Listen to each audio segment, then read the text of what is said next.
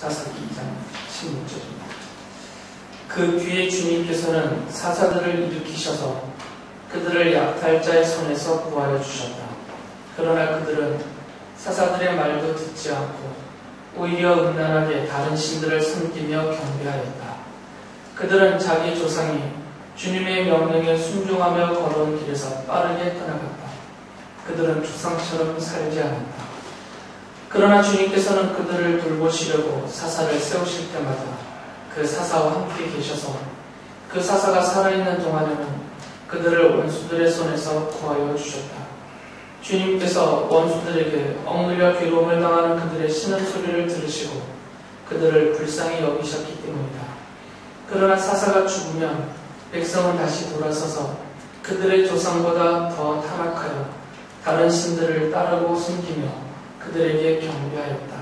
그들은 악한 행위와 완악한 행실을 버리지 않았다. 지난주에 이어서 오늘 사사기 두 번째 말씀을 드립니다.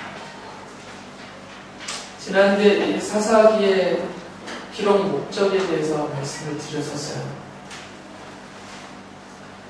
사사기는 한 가지 사실을 밝히면서 또 성경을 사사기를 읽는 우리들에게 무엇인가를 생각하고 바라보게 만든다라고 말씀을 드렸는데 기억나세요? 저번 주 설교인데 일주일 만에 청신칼 사사기는 이스라엘 사람들이 가나안 땅에 들어가서 그들이 얼마나 빠르게 하나님을 버리고 우상을 숭배하며 타락하여서 하나님의 백성됨을 잃어버렸는가 그것을 설명을 해준다라고 말씀드렸습니다. 그래서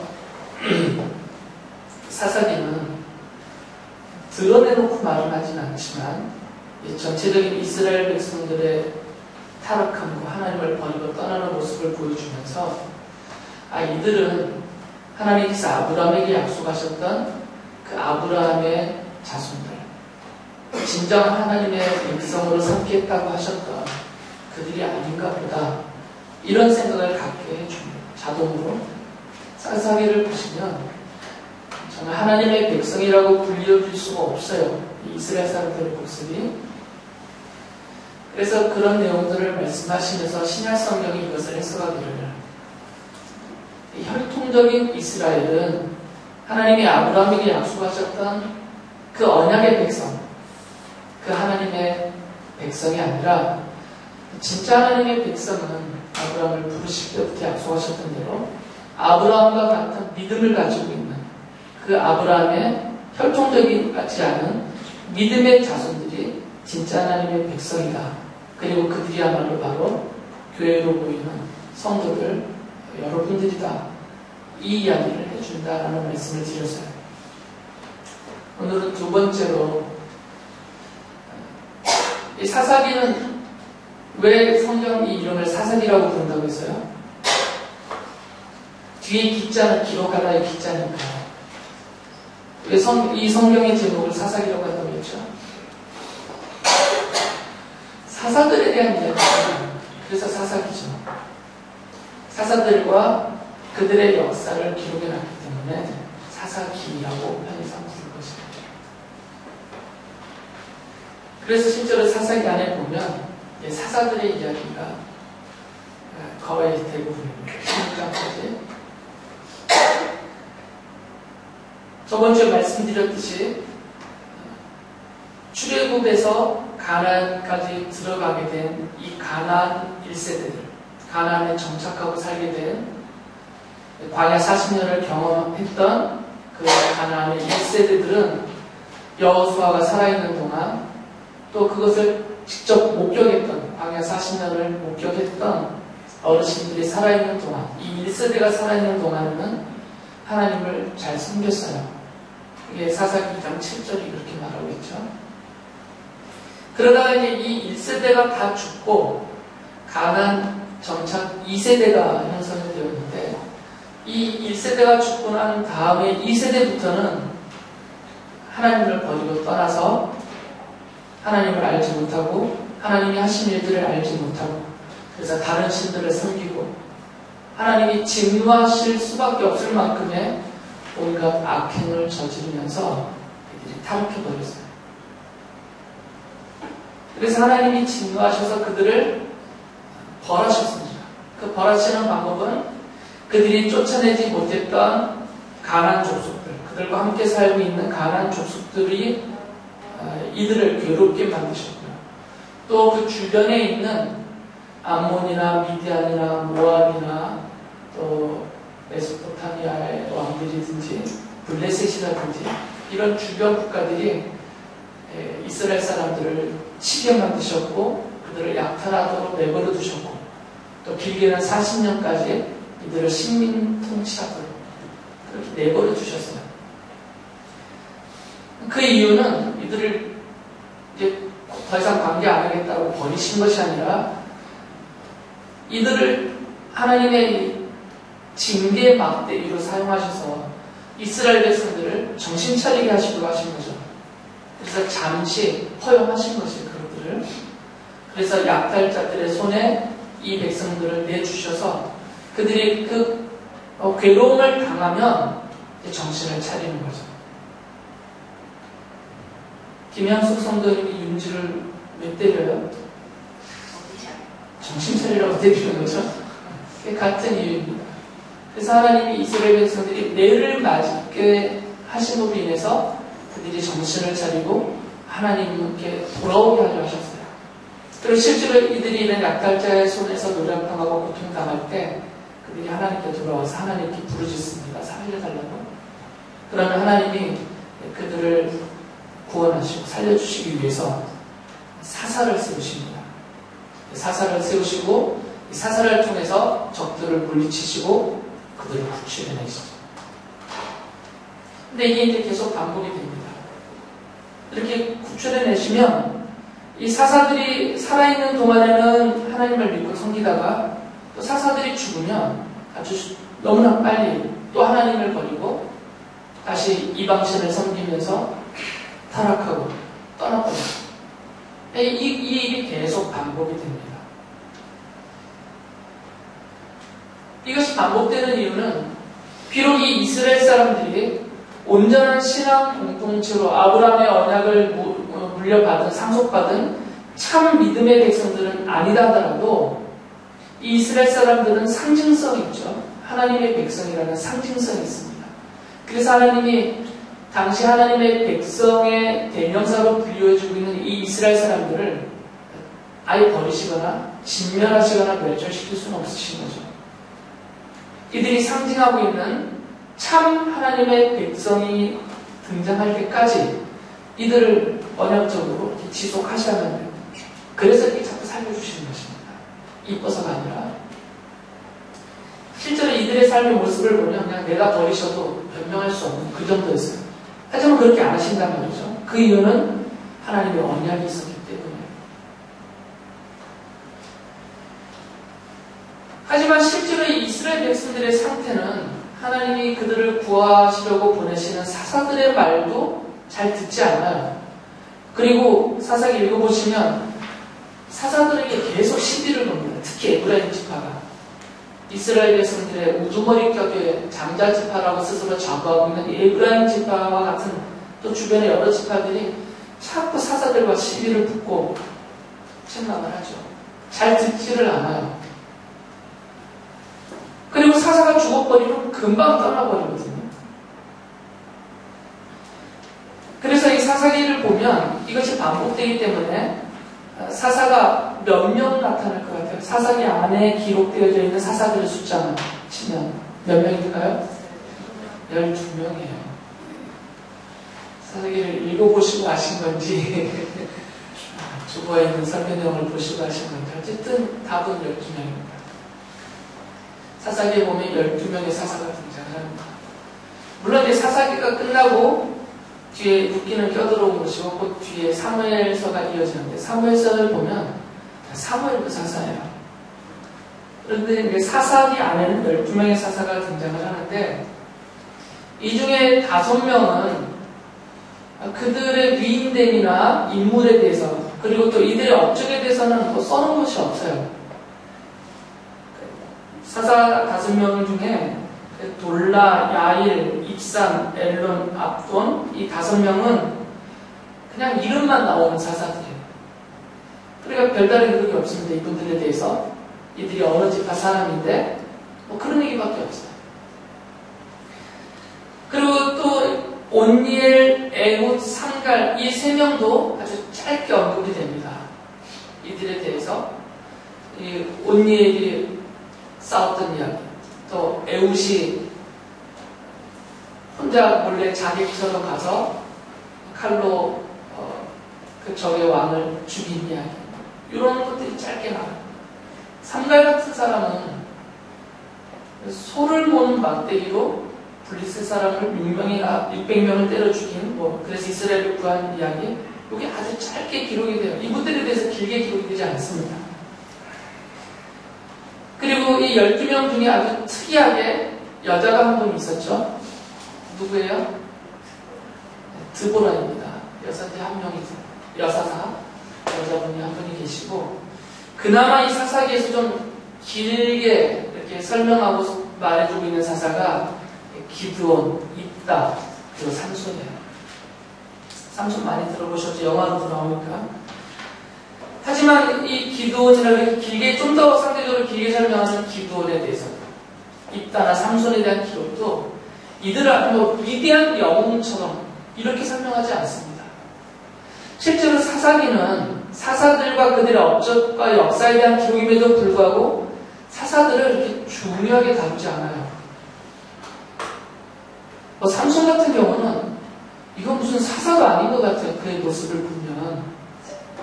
사사가 이 기사를 할 정도로 나중에 삼손에 대한 이야기를 들어보세요.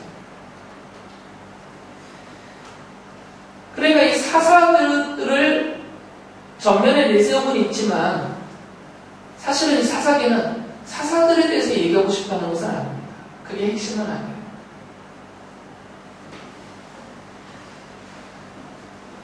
오히려 이 사사기는 사사들이라는 사람들을 앞세워서 이스라엘 백성들을 구원하시는, 그들을 사용하시는, 도구로 사용하시는 하나님에 대해서 말하고 싶어합니다.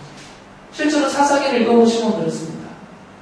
5명의 사사는 그냥 이름만 나오고, 또 3명은 그냥 별 대단한 사람으로 안 나오고, 또 드보라라는 여자 사사가 나오진 않아요. 드보라는 이 바락이라는 장군을 불러서 그를 통해서 이스라엘을 구원하고, 또 기드온, 입다, 삼손 이런 사람들의 모습도 그렇게 대단치가 않아요. 이 12명의 사사는 사사기의 흐름을 보면 하나님 쓰시는 도구처럼 취급을 합니다. 하나님이 쓰시는 도구로. 그래서 사사기를 보면 2가지 특이한 설명을 합니다. 하나는 이 사사들에게 하나님의 영이 내려와서, 하나님의 영이 그들에게 임하여서 그들을 사로잡아서 하나님이 쓰셨다, 이런 표현들을 해요. 대표적인 사람들이 온니엘, 기드온, 입다, 삼손이죠. 이 사람들의 그 설명을 보면 이들이 어떻게 사사가 되었는가, 그리고 이들이 어떻게 적군을 물리쳤는가, 그리고 이들이 어떻게 이스라엘을 구원했는가, 그 이유를 하나님의 영이, 성령님이시죠. 하나님의 영이신 성령님이 그들에게 임하여서 그들을 아주 강하게 붙들고 사용하시기 때문이다, 이렇게 말해요. 아까 말씀드린 삼갈이라는 사람도 하나님의 영이 그에게 임하였다는 직접적인 기록은 없지만 그가 손을 보는 그 막대기 하나로 블레셋 사람들을 600명이나 쳐서 죽였다는 것을 보면 이건 사람이 하는 일이 아니죠. 하나님의 영이 분명히 그에게 임하였기 때문에 그런 일들을 했을 것이에요. 그리고 자세한 언급이 없었던 앞에 말했던 5명의 사사들 또한 분명히 하나님의 영이 임하여서 그렇게 사용을 하셨을 것입니다. 그리고 두 번째는 이 사사들이 적군을 물리칠 때마다 성경은 특히 전쟁을 통해서 그들을 물리칠 때마다 성경은 뭐라고 설명하냐면 이런 표현을 씁니다. 예를 들면 에훗 같은 경우는 에훗이 이제 모압을 칠 때 그를 통해서 하나님이 이스라엘 백성에게 이렇게 선포하게 합니다. 사사기 3장 28절 보면 주님께서 너희 원수 모압을 너희 손에 넘겨주셨다라는 뜻이 있어요. 넘겨주셨다. 드보라도 이 여사사 드보라가 직접 나가서 싸우는 장군은 아니니까 바락이라는 장군을 불러서 이제 그를 통해서 군대를 끌고 와서 적을 치게 합니다. 그래서 이 드보라도 이 가나안 왕 야빈과 그 군대 다원이 시스라를 칠 때 바락을 보내면서 바락에게 이렇게 말을 해요. 오늘 바로 주님께서 시스라를 장군님의 손에 넘겨주신 날입니다.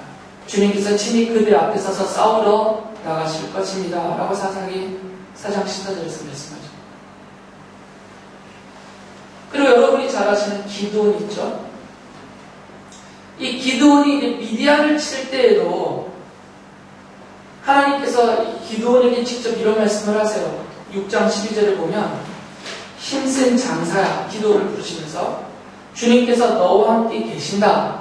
그리고 16절에 가면 내가 반드시 너와 함께 있을 것이니 내가 미디안 사람들을 마치 한 사람을 쳐부술 것이다. 그리고 7장 19절에 가면 너는 일어나서 적진으로 쳐내려가거라. 내가 그들을 너의 손에 넘겨주겠다라고 말씀했어요. 입다도 마찬가지예요. 입다도 암몬을 치러 나갈 때 하나님께서 입다의 손에 그들을 넘겨주셨다라고 기록을 합니다. 그러니까 지금 전쟁에는 사사들이 앞장서서 나가지만 사실은 이것은 사사들의 싸움이 아니라는 거죠. 하나님께서 적들을 이 사사들과 그를 따르는 이스라엘 사람들의 손에 넘겨주신 것이에요. 넘겨주셨다는 것은 이 사람들을 손으로 마음껏 치게 하셨다, 요리하게 하셨다 그 말이죠. 그러니까 사사들이 삼갈 같은 경우는 그 나귀 턱뼈 하나로 소를 치는 막대기죠. 소를 치는 막대기로 그 600명이나 죽이고, 삼손 같은 경우는 나귀 턱뼈 하나로 블레셋 사람들을 엄청 죽이잖아요. 이런 일들을 해요. 그리고 이스라엘 사람들이 전쟁에 나가면 적군들이 다 그냥 도망간단 말이죠. 기드온의 경우는 이것을 아주 더 뚜렷하게 보여줍니다. 기드온이 이제 미디안을 치라는 말씀을 듣고 미디안을 치러 나갈 때 군대를 소집했더니 10,000명이 모였어요. 그래서 하나님이 군대 수가 너무 많다. 다 돌려보내라고 하나님이 선택하시고 구별하신 300명만 데리고 미디안을 치게 하십니다. 그래서 기드온이 300명만 데리고 가서 사사기 읽어보시면 그 과정은 나오지만 미디안을 쳐서 이기게 하십니다. 그때 하나님이 이런 말씀을 하셨어요. 사사기 7장 2절을 보면 내가 거느린 군대 수가 너무 많다. 이대로는 내가 미디안 사람들을 내가 거느린 군대의 손에 넘겨주지 않겠다. 이스라엘 백성이 나를 제쳐놓고서 제가 힘이 세워서 이긴 줄 알고 스스로 자랑할까 염려된다라고 말씀하세요. 그러니까 군인 수를 팍 줄여서 300명을 어떻게 칩니까? 근데 이 300명을 데리고 가서 싸우게 하시고 그들을 사용하셔서 승리하게 하시면서 이 전쟁은 하나님께서 이스라엘을 위해서 싸우셨고 이스라엘 손에 이들을 넘겨주신 전쟁이다. 이것을 분명하게 드러내게 하시는 거죠. 삼손의 경우를 보면 삼손은 이방 여인들, 특히 블레셋 여인들을 만나고 그들을 사랑합니다. 그들과 결혼까지 하려고 해요. 원래는 하지 말란 것입니다. 가나안 땅에 있는 이방 여인들과 결혼하지 말라고 그랬어요. 그런데 소위 사사라는 사람이 그렇게 해요. 블레셋 여인과 결혼을 하는 거죠. 그래서 이것을 보고 이 삼손의 부모들이 반대를 합니다. 왜 이런 일을 하느냐, 왜 이렇게 하나님을 거역하고 뜻을 거역하고 이렇게 하느냐 하러 갈 때 삼손이 고집을 부리고 그 여인을 아내로 맞이해드려요. 근데 그것에 대해서 사사기 14장 14절 보면 성경은 이렇게 설명해요. 그의 부모는 주님께서 블레셋 사람을 치실 계기를 삼으려고 이 일을 하시는 줄을 알지 못하였다라고 말해요. 그러니까 삼손이라는 사사가 굳이 블레셋 여인을 아내로 취하려고 하는 이 사건은 그것을 계기로 해서 하나님이 삼손을 사용할 블레셋 사람들을 치려고, 그 당시 블레셋이 이스라엘을 치려고 있었거든요. 그런 하나님의 의도와 계획이 있었다 그 말이에요. 그래서 실제로 이 블레셋 사람들을 삼손이 많이 죽입니다. 그런데 나중에 블레셋 사람들에게 삼손이 붙들려가서 취부로 죽음을 당하죠. 근데 이 삼손이 죽임을 당할 때 블레셋 사람들이 섬기는 다곤이라는 신이 있는데 그 다곤 신전을 지탱하고 있는 두 기둥을 삼손이 무너뜨리면서 거기서 삼손도 죽는데 그때 그 신전 안에 깔려 죽은 사람들이 엄청 많아요. 그래서 사사기 16장 30절 보면 삼손이 죽으면서 죽인 사람이 그가 살았을 때 죽인 사람보다 더 많다라고 합니다. 그러니까 하나님이 이 삼손까지 포함해서 이 사사들을 지금 뭐로 사용하시는 거예요? 도구로 사용하시는 거죠. 하나님의 백성 이스라엘을 구하시려고 그들을 적들로부터 구출해내시려고 사용하시는 도구다라는 거죠. 그러니까 사사기는 기록할 때 하나님께서 이 이스라엘 백성들을 구원하시는 도구로 이 사사들을 세워서 사용하셨다. 이것을 아주 명확하게 말이죠. 그러니까 사사기는 사사들을 뭐 대단한 영웅 취급을 하지 않습니다. 그래서 사사기는 이 사사들의 영웅 위인담이 아니에요. 그렇게 써놓지를 않았어요. 이 12명의 사사들 중에 제일 많은 양을 찾아오는 사람들이 기드온, 입다, 삼손인데 이 가장 많은 양을 찾아오는 이들조차도 영웅으로 취급하지 않아요. 오히려 이들의 실수, 이들의 연약함, 이들의 부끄러움들을 그대로 적나라하게 드러냅니다. 기드온을 보면 비록 기드온이 300명을 데리고 가서 승리를 하지만 기드온의 그 연약함을 그대로 말해요. 다른 사사들은 하나님의 영이 임하여서 그를 사사로 세우면 바로 나와서 싸우거든요. 근데 기드온은 내가 너와 함께 하겠다. 내가 너를 보내서 미디안을 치겠다. 이스라엘 보내겠다고 말씀을 해주셔도 잘 믿지를 않아요. 그래서 확증을 얻으려고 하나님께 줍니다. 여러분이 잘 아는 그 양털 뭉치와 이스라엘. 정말 하나님이 나와 함께 계시다면, 그래서 이 미디안 사람들을 내 손을 붙여 승리하게 해주실 것이라면 확증을 보여주세요. 증거를. 그러면서 양털 뭉치를 뭉쳐놓고 두 번이나 하나님께 구합니다. 이슬이 내릴 때, 아침 이슬이 내릴 때 한 번은 양털은 젖지 않고, 양털 뭉치는 젖지 않고 땅만 이슬에 젖게 해주세요. 또 한 번은 반대로 땅은 말짱하게 해주시고 이슬이 내려도 양털 뭉치만 이슬에 젖게 해주세요. 하나님 그대로 해주세요. 그리고 너무 안 되니까 이 기드온이 그 앞에 나타난 주님의 천사예요. 하나님의 천사 앞에 염소를 잡아다가 같이 드시라고. 그랬더니 이 천사가 그것을 반석에 올려놓으라고요. 그리고 반석에서 불이 나와서 그것을 확 불살라서 가져가죠. 그러니까 이런 것들을 보여주세요. 이 기드온의 연약함을 그대로 드러내죠. 근데 또 한 가지는 기드온이 전쟁에서 승리하고 나니까 이스라엘 사람들이 기드온을 왕으로 삼으려고 했어요. 그를 왕으로 삼아서 우리를 다스려 주십시오라고 했습니다. 근데 기드온이 나는 여러분들을 다스려 주었습니다. 하나님께서 여러분을 다스리십니다. 라고 말을 했죠. 여기까지는 잘했는데 그 다음에 기드온이 무슨 실수를 했냐면 대신에 내가 왕이 됐을 대신에 여러분들이 갖고 있는 금부치를 좀 주세요 그랬어요. 귀걸이들. 그러니까 기꺼이 그랬죠. 그 금을 받아가지고 이 기드온이 무엇을 했냐면 제사장의 예복인 에봇을 만들었어요. 그래서 만든 그 에봇을 자기 고향에다 갖다 놨어요. 그랬더니 사사기 8장 27절 보면 이렇게 기록합니다. 기드온은 이것들을 가지고 에봇 하나를 만들어 자기가 사는 오브라 성읍에 두었다.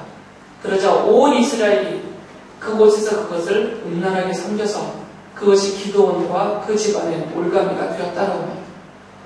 그러니까 우상 숭배의 길을 열어버리는 거죠. 아예. 가장 대단해 보였던 기드온의 이 연약함과 이런 실수를 사사기는 그대로 말해줘. 또 입다의 경우는 해석에 좀 어려움이 있긴 하지만 이 입다가 암몬이랑 싸우러 나갈 때 하나님의 영인들에게 임하였으니까 암몬을 그 손에 붙여주고 승리하게 해주시는데 싸우러 나갈 때 암몬이 입다가 하나님 앞에 서원을 해요. 서원이라는 것이 이거죠. 하나님이 이렇게 해주시면 내가 이렇게 하겠습니다. 이게 서원이에요. 조건을 넣는 거죠. 근데 이건 쓸데없는 짓입니다. 이미 하나님이 입다를 부르실 때 이미 입다를 써서 사용하셔서 이 암몬을 쳐서 이기게 해주실 것이 다 준비되어 있고요. 실제로 그렇게 하셨어요. 서원할 필요가 없습니다. 이것은. 서원을 한다는 얘기는 뭔가 내가 주체가 되는 거예요. 지금 하나님과 내가 주체가 되어서 거래를 하는 것이 서원이거든요. 근데 앞서 말씀드렸듯이 이 사사들은 하나님과 거래를 할 수 있는 주체가 아니라 하나님이 쓰시는 도구에 불과합니다. 근데 입다는 일은 어리석음을 저지해요. 그런데 더군다나 그가 하나님 앞에 조건으로 내세운, 이 서원의 조건으로 내세운 것이 끔찍해요. 사사기 11장 30절부터 보면 하나님이 암몬 자손을 내 손에 넘겨주신다면 내가 암몬 자손을 이기고 무사히 돌아올 때 누구든지 내 집 문에서 먼저 나를 맞으러 나오는 그 사람은 주님의 것이 될 것입니다. 내가 번제물로 그를 드리겠습니다. 인신제사를 서원을 해요. 언제 하나님이 사랑받는다고 하신 적이 있나요? 이거는 이 가나안의 특히 몰록이라는 신을 섬기던 그 종교에서 쓰던 인신제사법이에요. 자기 아들들을 바친 겁니다. 가나안 종교의 형태를 가지고서 지금 하나님 앞에 서원하고 있어요. 이건 말도 안 되는 짓이죠. 하나님 이거 허용하시고 받으시겠어요? 필요 없는 짓을 하는 거죠. 근데 하필이면 이따가 전쟁하고 돌아오니까 그 집에서 누가 뛰어나왔겠어요? 가장 아끼고 사랑하는 그 딸이 튀어나왔어요. 제일 먼저. 그러면 이따가 서원한 것처럼 이 딸을 번제물로 불살 하나님 앞에 바쳐야 돼요. 그렇다고 해서 이따가 하나님 앞에 서원한 것을 취소할 수는 없고, 그래서 실제로 딸을 이렇게 바칩니다. 사사기 11장 39절 보면 이 딸이 너무나 서러워서 처녀를 죽는 것이 서러워가지고 아버지한테 좀 기간을 달라고 해요. 그래서 막 통곡하고 다른 처녀들과 함께 그리고 2달 만에 내려옵니다. 2달 만에 딸이 아버지에게로 돌아오자 아버지는 주님께 서원한 것을 지켰고 그 딸은 남자를 알지 못하는 처녀의 몸으로 죽었다라고 성경이 말해요. 하나님이 받으신 거 아닙니다. 정말 하나님이 받으시는 임신제사가 아니에요. 그냥 내버려 두신 것입니다. 이따가 자기가 하려고 했던 거예요. 성경은 이 이따의 잘못을 자기 딸을 임신제사로 바치는 이런 실수와 잘못과 어리석음과 우상숭배를 그냥 그대로 드러내요. 제일 많이 알려진 사사가 삼손인데 아까 말씀드렸듯이 삼손의 일대기를 쭉 보면 사사기에 나오는 이건 정말 사사가 아니에요. 하는 짓이에요. 아까 말씀드린 대로 이 삼손은 블레셋 여인들을 좋아합니다. 멀쩡한 자기네 이스라엘 여인들 놔두고. 그리고 블레셋 사람들을 이 삼손이 가서 막 죽이고 치는데 그것을 보면 다 자신의 사사로운 복수를 해요. 자기 아내 뺏어갔다고 가서 죽이고. 무슨 이스라엘을 구원하겠다는 사사로서 싸우는 것이 아니라 그냥 자기 개인적인 복수를 하고 있어요. 삼손이 지금 그런 모습이에요. 그러니까 이스라엘을 구출하는 어떤 사사로서 명예로운 존재를 하는 것이 아니라 자기 아내 뺏어갔다고 가서 막 죽이고 개인의 복수를 하고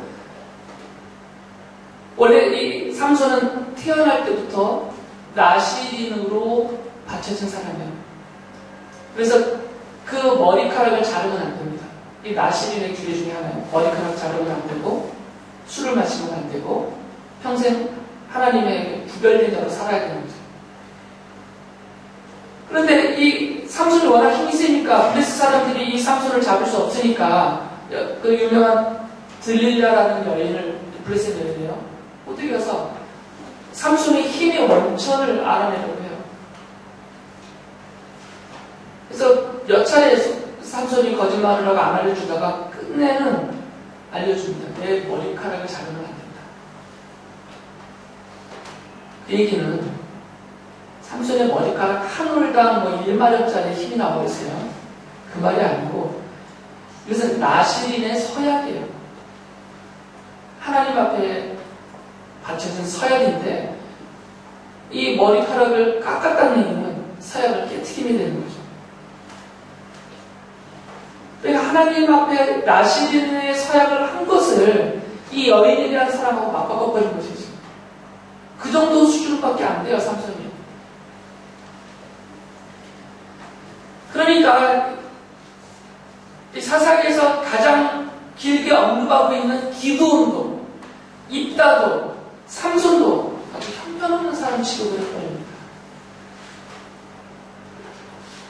그러니까 사사기는 사사들에게 초점을 두면 안 됩니다. 사사들은 단지 하나님이 사용하시는 도구에 불과합니다. 아까 말씀드렸던 기드온의 경우 이스라엘의 왕으로 삼으려고 할 때 기드온이 그것을 거절합니다. 그러면서 하는 말이 있어요. 이 말까지는 정말 잘했어요. 8장 20절을 보면 나는 여러분을 다스리지 않을 것입니다. 나의 아들도 여러분을 다스리지 않을 것입니다. 오직 주님께서 여러분을 다스리실 것입니다. 그 기도는 하나님께서 이스라엘을 다스리시는데 자신은, 자기를 포함한 사사들은 이스라엘을 다스리시는 하나님의 통치의 도구에 불과하다. 이것을 분명히 언급한 거죠. 그래서 기도는 이스라엘을 다스리지 않습니다. 그런데 기도원에게 아들이 70명이나 돼요. 아내들이 많아가지고. 그 중에 아비멜렉이라는 아들이 나머지 형제들을 다 죽여버립니다. 요담하는 일을. 그리고 자기가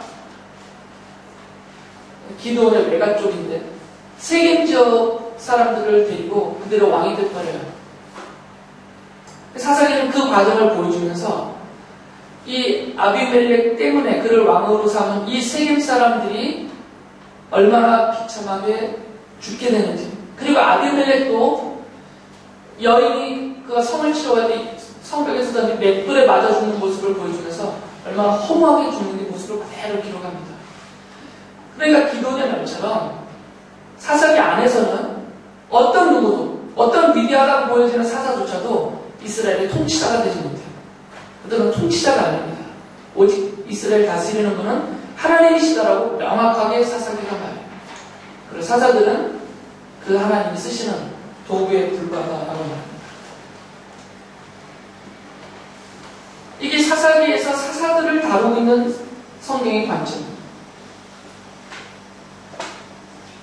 그러면 도대체 이 사사기는 사사들을 이렇게 다루면서 우리에게 무슨 얘기를 해주시려고 하느냐 이것이죠. 저번 주에 말씀드렸던 것은 사사기가 이스라엘을 어떻게 다루고 있느냐, 어떤 관점으로 보고 있느냐를 말씀드리면서 결국은 참된 하나님의 언약의 백성은 이 혈통적인 이스라엘이 아니라 성도인 우리들이다. 이것을 사사기가 계시하고 있다는 말씀을 드렸어요. 그럼 오늘은 이 사사들을 하나님의 도구로 쓰시면서 도구에 불과하다. 사사들을 이렇게 사사기가 다루면서 이 사사기를 보고 있는 하나님의 백성 우리들에게는 무엇을 말해주고 무엇을 계시하고 있는가, 이것을 정리를 해야 됩니다.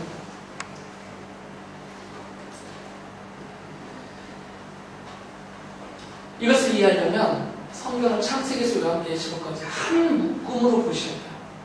한 권 한 권 따로따로 보지 말고 사사기 한 권만 쏙 빼서 요것만 따로 놓고 보면 더 이상 보이는 것이 없어요. 사사기는 이렇게 끝내버립니다. 그런데 창세기에서 요한계시록까지는 하나님의 영원하신 작정이 그대로 실현되어지는 역사예요. 그 속에 사사기가 있는 겁니다. 그러니까 사사기는 지금 흘러가고 있는 흐름 중에 있는 과정이에요. 제가 정말 골몇 번 말씀드리지만 이 성경 전체는 하나님의 영원하신 작정의 드러남이거든요. 하나님의 계획과 뜻과 그 목적과 의도하심의 핵심은 예수 그리스도의 십자가에 있습니다. 그래서 성경은 예수님이 직접 말씀하셨어요. 모든 성경은 나에 대해서 말하고 있는 것이다. 예수님이 직접 하신 말씀이에요. 어느 누구도 부정하면 안 된다. 그래서 어떤 이유에서 그래요. 그러니까 결국 사사기도 예수님에 대해서 말하는 성경이란 말이죠. 이런 관점에서 사사기를 보면 우리가 짐작되는 것들이 나와요. 이 이스라엘이, 혈통적인 이스라엘이 참 하나님의 백성이 아니고 성도들이 하나님의, 믿음의 자손들이, 성도들이 참 하나님의 백성이라면 이 백성들의 지금 구원자처럼 나타나는 사사들의 연약함을 그대로 다 드러내 보이고 이들은 도구에 불과하다. 그리고 더군다나 이 사사들은 이스라엘을 완전히 구원하지도 못했고 이 이스라엘 백성들에게 완전한 안식을 영원히 누리도록 주시지도 못했어요. 그런데 하나님의 약속은 하나님의 백성들에 대한 완전한 구원과 이들에 대한 영원한 안식을 약속하셨거든요. 그러니까 사사들이 이것을 실현하지 못했다면 이 하나님의 영원한 언약, 영원한 안식을 주겠다는 약속을 실현할 사사들이 가리키고 있는 그 누군가가 와야 된단 말이죠. 그래서 사사기의 맨 마지막 장을 보시면 이렇게 기록이 되어 있어요. 사사기 21장 25절에 보면 그때에는 이스라엘의 왕이 없었으므로 사람들은 저마다 자기의 뜻에 맞는 대로 하였다라고 결론을 내요. 뭔가 이 이스라엘 백성들을, 하나님의 백성들을 구원하시고 그들에게 영원한 안식을 줄 그런 왕이 필요하구나. 그리고 그 왕이 오시겠구나라는 것을 기대하고 바라보게 하는 거예요. 이게 사사기의 결론이에요. 그러니까 사사기는 두 가지를 계시하는 겁니다. 참 언약의 자손 하나님의 백성이 누구냐? 바로 성도다라는 것을 계시하고 그리고 그들을 구원하고 그들에게 영원한 안식을 줄 참된 구원자, 왕으로 질 그분이 누구시냐? 바로 예수 그리스도시구나. 이것을 바라보도록 사사기에서는 드러나지 않지만 계시로서 그것을 바라보게 하는 그런 의미가 있다는 거죠. 그래서 바울 사도가 사도행전을 보면 출애굽기부터 시작해서 예수님에게까지 쭉 설명을 하는 과정에 이런 말을 해요. 사도행전 13장 20절부터 보면 그 뒤에 예언자 사무엘 시대에 이르기까지는 사사들을 보내주시고 그 뒤에 그들이 왕을 요구하되 다윗을 그들의 왕으로 세우시고 하나님은 약속하신 대로 다윗의 후손 가운데서 구주를 세워 이스라엘에게 보내셨으니 그가 곧 예수입니다. 라고 얘기해요. 그러니까 바울은 관점이 어떻게 되어 있냐면 출애굽부터 시작한 그 이스라엘의 역사는 중간에 사사를 거치고 그 다음에 다윗 왕을 거치고 그리고 이것은 결국 다윗의 후손으로 오시는 참된 왕, 하나님의 백성에게 영원한 안식을 가져다줄 참된 구원자로 오실 그 왕이 오실 것인데 그분이 바로 이분 십자가에서 죽으신 예수 그리스도다. 이것을 말하고 있어요. 이게 성경이죠. 이게 하나님의 뜻이고 계십니다. 그러니까 사사기를 통해서 개인적인 경건의 유익을 얻는 그런 경건의 원리를 거기서 찾아내시는 분들이 있어요. 나쁘지 않습니다. 얼마든지 해도 돼요. 그러나 그것으로 끝나면 안 돼요. 사사기는 이 두 가지를 집중적으로 우리에게 말씀해 줍니다. 바로 여러분들이 아브라함의 믿음의 후손들, 참된 하나님의 백성이라는 것을 가르쳐주고 있고요.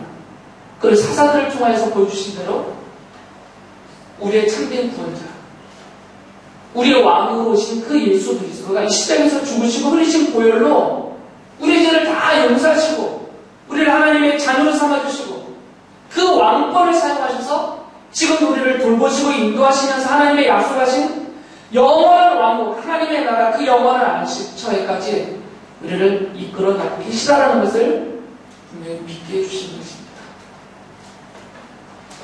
그 땅에 사는 동안 고난의 시절을 보낸다 하더라도 이 척박한 땅에서 버려진 자처럼 생각이 들 정도로 힘겹다 하더라도 이 사사기를 통한 하나님의 말씀을 믿으셔야 돼요. 그래서 나를 하나님이 자녀 삼으시고 백성으로 삼으시고 나를 위해서 십자가를 죽으신 그리스도가 나의 왕이 되셔서 그 영원한 안식처까지 약속하신 대로 나를 이끄셔서 돌보시며 인도하셔서 그 나라의 영광을, 그 기업을, 그 안식을 누리게 해주실 것이라는 것을 믿고 힘내셔서 더욱더 믿음으로 사사기에 보이는 이스라엘 백성들이 어디서는 아니라 정말 주님이 기뻐하시고 원하시는 이 믿음의 길을 정진하는 여러분 되시기 바랍니다.